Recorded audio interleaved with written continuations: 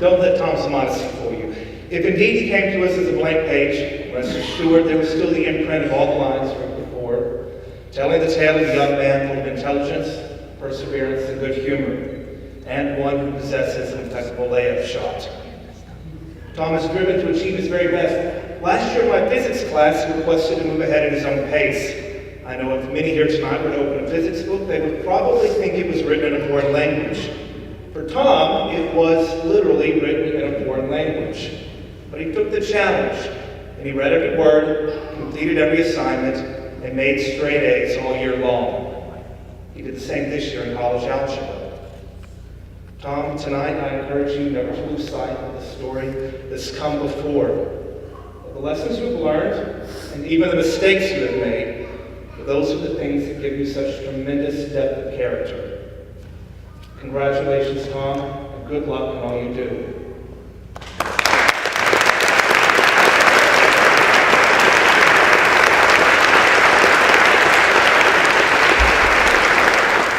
The psalmist says, "May he give you the desires of your heart and make all your plans succeed." Like everyone else, I've not always had the desires of my heart. When I was 7 years old, I reluctantly moved to Texas from Louisiana. The change was difficult because I had to leave family and friends behind. When I arrived in Texas, I didn't know many people and was intimidated by a new city. Then the desires of my heart was realized when I found my church. What a relief to have my church family beside me through everyday struggles. Along with that, I am thankful my mom found Key School in her search to find a good school. I have so many people I'm thankful for. I want to thank my mom, Annalisa, for being by my side every step through high school. Next, I want to thank my dad and Erica for being my supporters and being proud of my accomplishments. Thank you to my siblings, Alexa and Slade, for being the best brother and sister anyone could ever ask for. To all my grandparents, your faithful support has carried me to success. To Hallie, I couldn't imagine my life without you.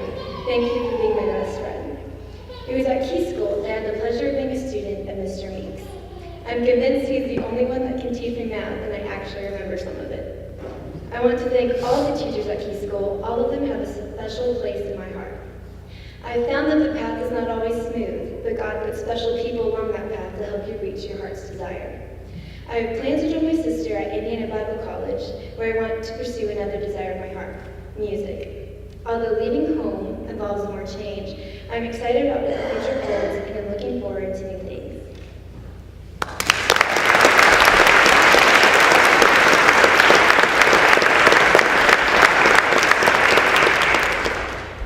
I was one of Taylor's first Key School teachers many years ago, and it was obvious to me that first day that she was not a fan of math. Luckily, by the end of the first week, my teaching style was just, in Taylor's words, dorky enough to make her smile. Taylor has an infectious smile that lights up the room. I soon learned she is an LSU fan, and being an Alabama fan myself, we have shared many Roll Tides and Go Tigers after every game. Although math did not hold the place in Taylor's heart that music does, she persevered. She never settled for failing grades nor stopped gaining skills. Taylor, this is a life lesson you can take with you. Life is full of obstacles of which we want no part. When you discover something that seems as boring and tedious as simplifying radicals or multiplying polynomials, remember what you've accomplished by not settling for mediocrity in and out of school. I'm proud of all that you've accomplished and very honored to present to you your high school diploma.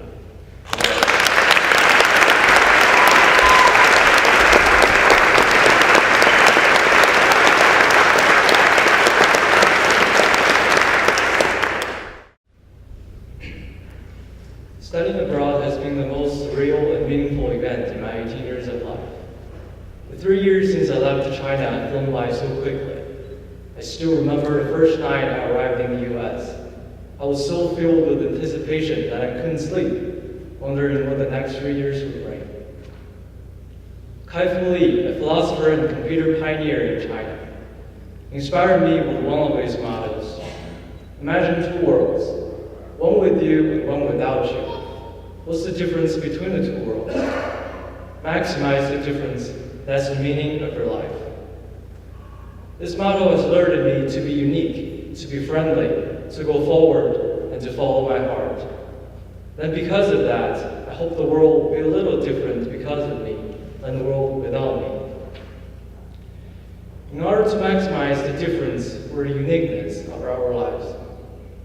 step outside our little world. In doing so, become more understanding of the world around us, and learn to appreciate others and their lives. My first year in the U.S. was a little tough for me because of the new language and environment. The interactive, interesting classes at Key School impressed me. Getting good grades proved to be harder than I expected. Still, I was proud of my vision. I would like to thank my mom for her support of my dream to study abroad. Also, thank you to my guardians, Uncle Steve, his family, and Aunt Lucy, who have fulfilled their promise to treat me as their own child while I was here. Although Uncle Steve is very busy, he has still allowed me to talk with him about any problems that I might have. I would also like to thank my Key School teachers, especially Mrs. Hoffman, for her dedication to helping me and her patience to guide my steps. Although I haven't decided which university I will attend, I am very excited about the next 4 years of college life. I'll continue to make an effort to expand my knowledge, to meet more interesting people, to see more amazing places, and to do more fascinating things.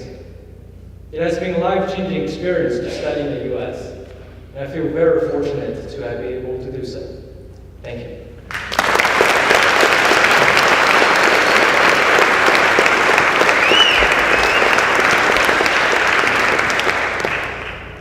My first interaction with Eric was at the end of the year trip in 2013. Eric approached me and with a quiet request asked me if I would like to play a game of ping pong. And I remember thinking to myself, I'll take it easy on it. Soon after, I found myself on the losing end of an 11-0 match, and Eric merely smiled and with a polite request asked me, would you like to play again? The next year, I spent more time with Eric in biology, and there I learned much about him. He was quiet, and although he never said much, when he spoke, it was exactly what needed to be said. He is a skilled badminton player, as well as ping pong player, and enjoys playing video games where he is top ranked in the country.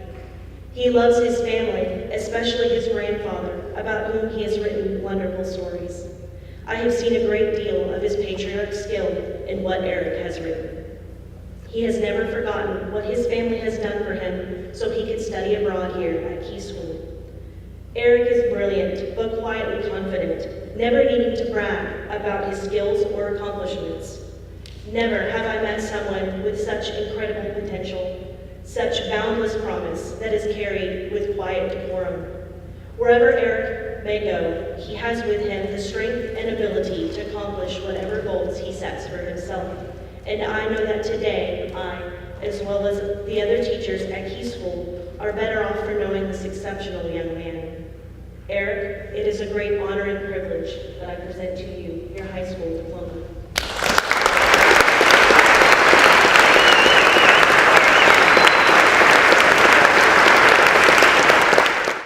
According to First Lady Abigail Adams, learning is not attained by chance. It must be sought for with ardor and diligence. This perfectly illustrates my academic attitude while at Key School. I did not always enjoy learning. In fact, when I was younger, I despised it. I hated the way the material was taught and how students were expected to know in a few short days. Needless to say, this method did not help my test anxiety or my pressure to succeed. I truly thought that I would never love school or a subject at school. This dissatisfaction led my parents to ask if I wanted to change schools. I accepted the idea, albeit reluctantly, and came to Key School in the 7th grade. At first, I felt invisible and very insecure. I thought my school life would always be one of solitude and loneliness until I met Susan Smith and Tyler Furley. They were the first real friends I made at Key School. At the same time I was finding new friends, I was finding my interest in history. I liked the way the history teachers taught how everything happened, why it happened, and who or what did it. The teachers did not sugarcoat the subject to make it less real or complicated. I could not have come this far without help from my friends and my family. I would like to thank my parents, Steve and Glenna, who taught me right from wrong and to never give up. I would also like to thank the staff at Key School, especially Mrs. Key, for making history fun and interesting. and to Mr. Wong for having a great sense of humor and for making anatomy math fun. As for my future plans, I would like to be a history teacher because I want to educate young people on the importance and relevance of history. To achieve this, I plan to enroll at Texas Wesleyan. I don't know where life will take me, but I'm confident that with passion, zeal, perseverance, I'll find my way.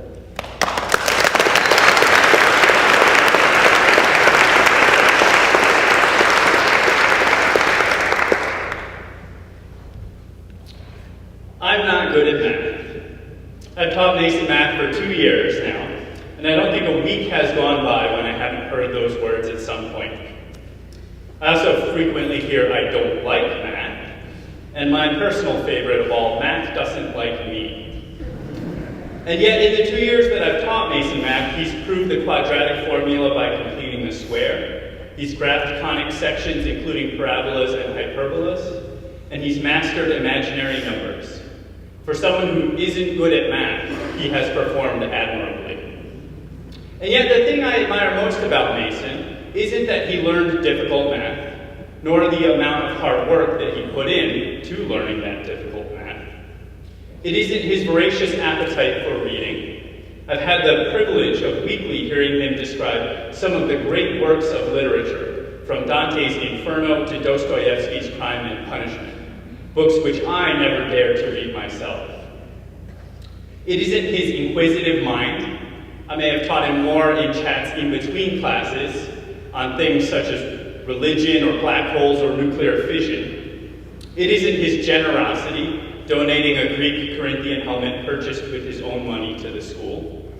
It's not his courage, his encyclopedic knowledge of history, nor his accomplishments, which include being awarded the Dean Scholarship at Texas Wesleyan University. In spite of these and his many other commendable traits, the thing I admire most about Mason, and perhaps his strongest asset, is his kindness. Mason is always quick to help, thinks the best of people, never belittles or demeans others, and is always of good humor. He forgives easily, laughs readily, and smiles constantly. As much as his many other qualities will serve him, his kindness is truly an example. Mason, I am proud of you, and you should be proud of yourself. For your hard work, for your courage, but most of all, for your kindness. May all that you do be a blessing to you, because I know that you will be a blessing to the world. Congratulations.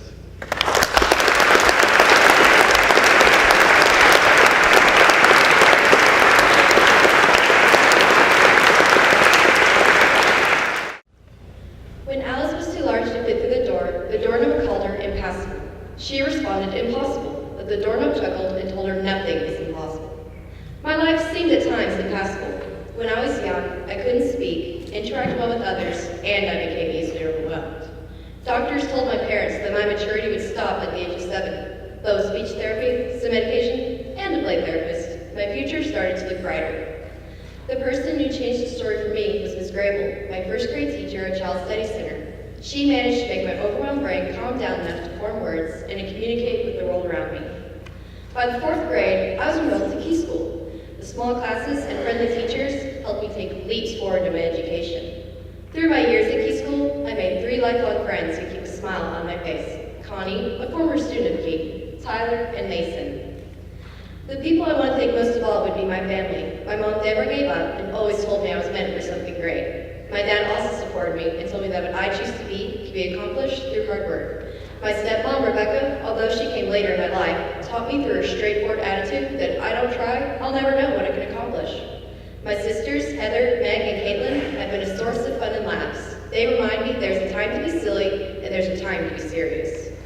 Although my passion is writing, I wasn't always good at it. Then I spent a year with Miss Faye. Thanks to the time and help she gave me, I am now able to paint pictures with my words.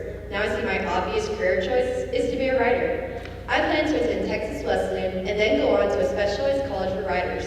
The path to success is not meant to be easy, but with perseverance and the support given to me, I am living proof to my doctors that my impossibility is now my reality.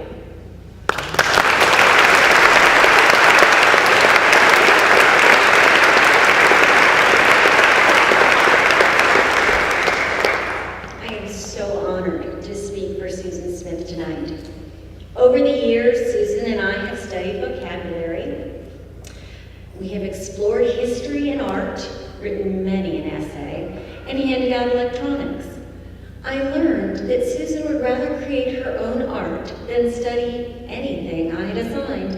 I still have a picture from 2007 when she got her princess stencil set. Amidst the laughter and learning, I have seen great maturity in Susan. Susan taught the elementary students games of quiet and observation. She read aloud to them from beloved picture books. In fact, Susan has taken this love of literature and turned it into a love of writing. I have been privileged to help her edit her first novel, Sweet Dreams. I'm hoping that when she gets on the New York Times bestseller list, I get a signed copy. But I think I might hold on to a worksheet so I can paste in her signature, just in case. Due to her high test scores, Susan has not only been accepted to Texas Wesleyan, she has been awarded the Dean's Scholarship. Remember to keep that writing journal ready for every squirrel moment. Now, Susan, here is your high school diploma.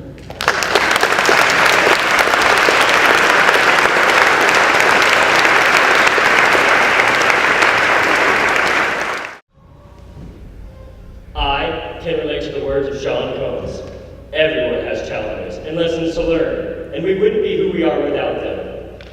Early in my life, I was diagnosed with dyslexia, dysgraphia, and ADHD. To get help that the school did not provide, I went to a language therapist, Ms. Traster, who helped me learn how to write in cursive and improved my ability to print, all while helping me with phonics.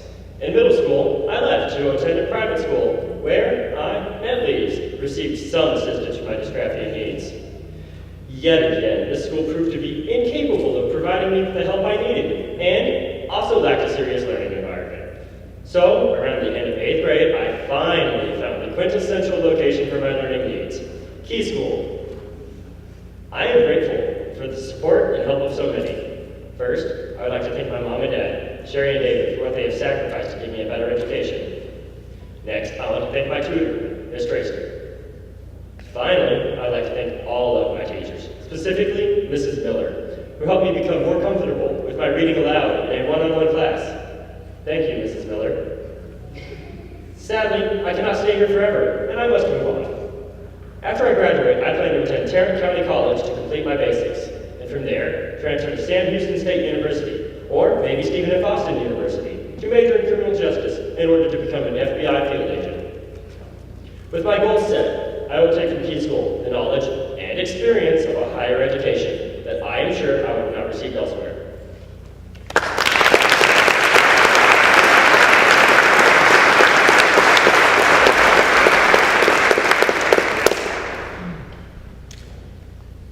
The Oxford English Dictionary definition of pearl is something precious or choice, a fine example. For those of you who may not know Tyler Pearl, may I introduce you to a choice and fine example of a young man that I have had the pleasure of knowing for many years. Now, Tyler possesses numerous talents. He has quick wit that at times is understood an hour later. And suddenly you say, I get it. He enjoys an astounding ability to bend, fold, and distort the limbs of his body until you are feeling like a present. And then he unwinds and walks off with his jaunty stride, leaving you to wonder, how do you do that? Tyler, who holds the only paid student position at Key School, is highly respected by the staff and teachers, as well as his fellow students. His work ethic in loading the drink machines, carrying boxes for the teachers, keeping copy paper supplied in all the copy machines, well, and just keeping the dreaded machines working is beyond compare. Not only does Tyler Pearl do what is asked of him, but willingly goes beyond what is expected. All of this with a pleasant demeanor, his charming smile, and a determination to resolve your problem. Because of his attitude and fortitude, Tyler will be successful in the field he has chosen. It is an honor for me to present Tyler Pearl with his high school diploma. And Tyler, as you move on to your new heights, you will be profoundly missed by all of us at high school.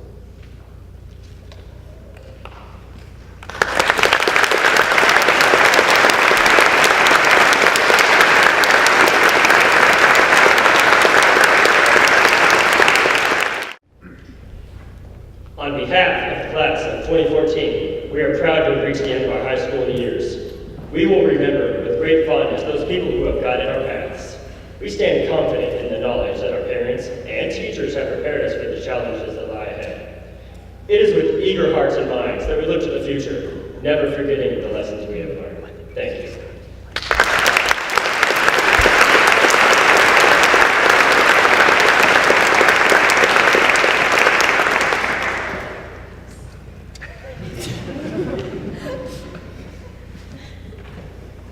Now Donna Mills, the principal of Key School, will lead the graduates in the tassel ceremony.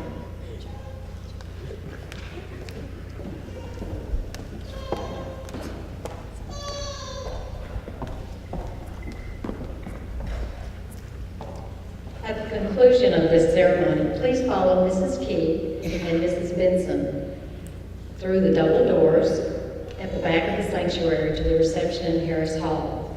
The graduates will greet their guests at their display boards prior to the ceremonial tossing of the mortar balls. Graduates, will you please stand? You may now move your tassels.